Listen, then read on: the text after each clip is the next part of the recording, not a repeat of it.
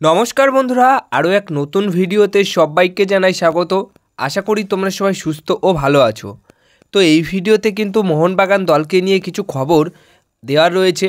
তো প্রথম যে খবরটা শেয়ার করব, অবশ্যই আগামীকাল কিন্তু সন্ধ্যা 7:30টার সময় যুবতী ক্রীড়াঙ্গনে বড় একটা ম্যাচ রয়েছে চেন্নাই এফসি দলের এগেনস্টে। তো এই ম্যাচ জিতলে পারে আবার কিন্তু টেবিল টপে চলে যাবে মোহনবাগান দল, কারণ এই মুহূর্তে 2 নম্বর পজিশনে রয়েছে। কারণ বেঙ্গালুরু এফসি দল কিন্তু তাদের লাস্ট ম্যাচ মোহামেডানকে হারানোর পর তারা আরও 3টে পয়েন্ট পাওয়ার ক্ষেত্রে সেই অনুযায়ী তারা 1 নম্বরে চলে গেছে। তাই সেই ক্ষেত্রে 1 নম্বর থেকে 2 নম্বরে চলে এসেছে এখন মোহনবাগান দল। তাই মোহনবাগান দলকে যদি আবার নিজেদের প্রথম স্থানের জায়গাটা পাকা করে রাখতে হয়, তাহলে আগামীকালের ম্যাচে অবশ্যই চেন্নাই এফসি দলকে হারাতে হবে, প্লাস অনেক গোলের মার্জিনে জিততে হবে। তাহলে গোল ডিফারেন্সে এগিয়ে থাকবে এবং গোল ডিফারেন্সটা কিন্তু অনেকটাই মূল্যবান এই পুরো টুর্নামেন্ট। গোল ডিফারেন্স কিন্তু অনেক কিছু বদলে দেয় এবং অনেক কিছু আর কি পুরো পাকাপোক্তভাবে সিদ্ধান্ত এনে দেয়। তো সেই অনুযায়ী গোল ডিফারেন্সটা কিন্তু খুবই ইম্পর্টেন্ট। তো সেই মতো আগামীকালের ম্যাচের জন্য যে দুটি প্লেয়ারকে নিয়ে সুখবর পাওয়া যাচ্ছে, সেটা হচ্ছে আশিস রায় এবং গ্রেগ স্টুয়ার্ট পুরো ফুল দমে বল নিয়ে কিন্তু অনুশীলন করছে।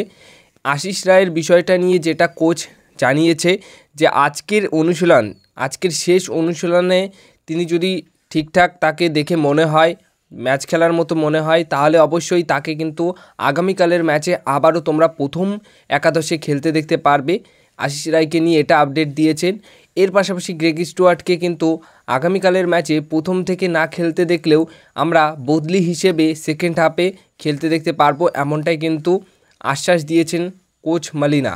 তো সেই ক্ষেত্রে দারুণ দুটি খুশির খবর কিন্তু এই দুটি প্লেয়ারকে নিয়ে আসলো। তো সেই ক্ষেত্রে গ্রেগ স্টুয়ার্ট আবার দলে ফিরে আসা মানে বিশাল বড় একটা সুখবর, কারণ গ্রেগ স্টুয়ার্ট ফিরলে মোহনবাগান দলের আক্রমণের যে ধারটা আরও ধারালো হয় এবং প্রচুর পরিমাণে চান্সেস ক্রিয়েট করে দেয়, গোল করায়, প্লাস নিজেও গোল করে, মানে একদমই অন্যরকম লাগে মোহনবাগান দলের আক্রমণ ভাগকে। এছাড়া যদি ডিমিট্রি পেট্রাটোসও ঠিকঠাক সময় যদি একদম নিজের পূর্ণ ফর্মে ফিরে আসে, তাহলে কিন্তু এই দলকে কে থামাবে, কারণ এখনই ভালো জায়গায় রয়েছে, ভালো পরিস্থিতিতে রয়েছে। এছাড়া যদি এই দুই প্লেয়ার নিজেদের ফর্ম ধরে রাখতে পারে, নিজেদের সেরা ফর্মে খেলতে পারে, তাহলে কিন্তু মোহনবাগান দলকে কেউ আটকাতে পারবে না। আর ডিফেন্সেও এখন যথেষ্ট ভরসা দিচ্ছে টম অ্যালড্রেড, এছাড়া অ্যালবাতো রদ্রিগেজ, এবং তার পাশাপাশি দীপেন্দু বিশ্বাস যেভাবে আশিস রায় না থাকা অবস্থায় যেভাবে খেলেছে, সেই অনুযায়ী সেই জায়গাটাতে ঠিকঠাক কিন্তু মানিয়ে নিতে পেরেছে। এটাই কিন্তু আমাদের জন্য অনেকটাই ভালো।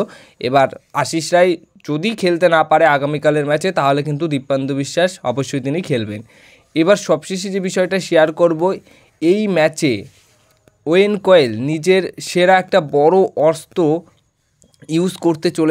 ব্যবহার করতে চলেছে মোহনবাগান দলের এগেনস্টে। সেই অস্ত্রটা মনে করছেন কিয়ান নাসিরি। হ্যাঁ, কিয়ান নাসিরি মোহনবাগান দলের সাথে অনেক দিন ধরেই যুক্ত ছিল। সেই অনুযায়ী কিয়ান নাসিরি কিন্তু অনেক কিছুই জানে যে কে কোন লেভেলের প্লেয়ার এবং অনেক দিন খেলেছেন। তো সেই অনুযায়ী কিয়ান নাসিরি কিন্তু খুব ভালোভাবেই জানে মোহনবাগান দলকে। তো সেই অনুযায়ী এই কিয়ান নাসিরিকে প্রথম থেকে খেলানোর একটা সিদ্ধান্ত নিচ্ছে বা এরকমই পরিকল্পনা করছে কোচ ওয়েন কয়েল। তো সেই অনুযায়ী এই সুযোগটা যদি আগামীকালের ম্যাচে কিয়ান নাসিরি পেয়ে থাকে, তাহলে হয়তো নিজেকে মেলে ধরতে পারে, মানে আগামীকালের ম্যাচে তিনি তার সেরাটা দিতে পারে।